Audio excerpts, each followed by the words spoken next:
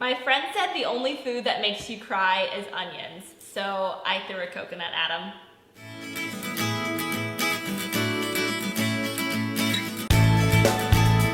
Hey guys, I'm Kelsey and I am back with my first recipe video. I want to thank all of you who watched and voted on the 5 favorite homemade snacks video.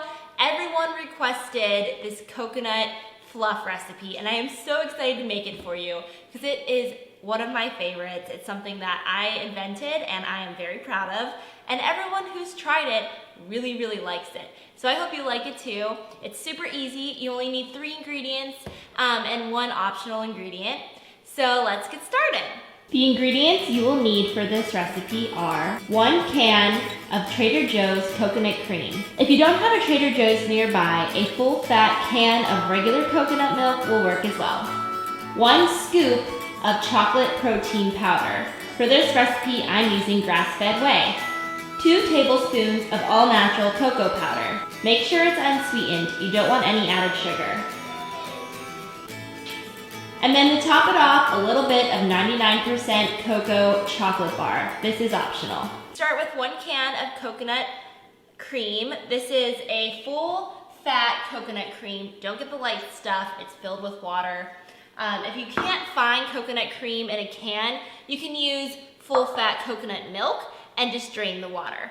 I'm gonna be using a stand mixer today. You can use a hand mixer, or if you have neither, a regular old whisk will do the job too. You might just have some clumps of cocoa powder. So if you wanna get technical, pull out the big guns for this one. If you have a KitchenAid, this is a great excuse to use it, especially if you're making a big batch. So we're gonna start with our coconut cream.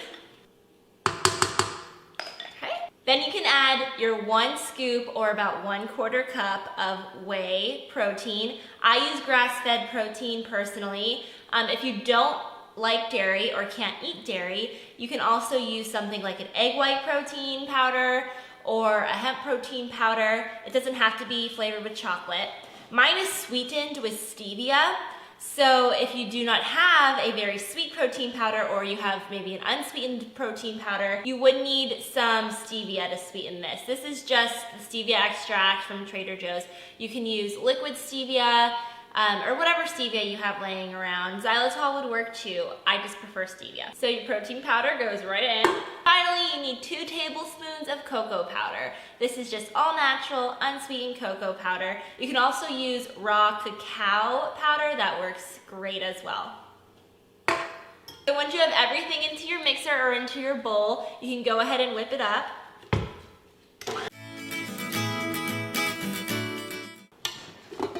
And that's it. That's all you have to do. It literally is 3 ingredients. It's beautiful. It's delicious. I like to serve it in a really cute little glass like this. If you want to get really fancy, you can go ahead and put it in a piping bag and pipe it into your bowl, but I just am going to use an ice cream scoop. Put 1 scoop in a bowl.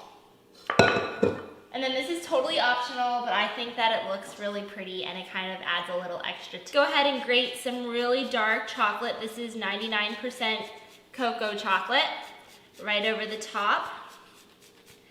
You can eat it right away, or you can store it in the refrigerator overnight for a thicker, colder cream.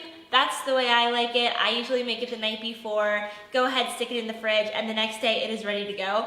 Or you can eat it as is. It's a really impressive dessert. It's a great snack. It's a great breakfast. If you have company over, I mean, it's like chocolate mousse. It's beautiful. And it tastes so, so good. I am a chocolate freak. I love anything chocolate. If you have this for breakfast, it'll keep you full until lunch, I promise you. This recipe makes 4 servings this size. I hope you guys give this recipe a try.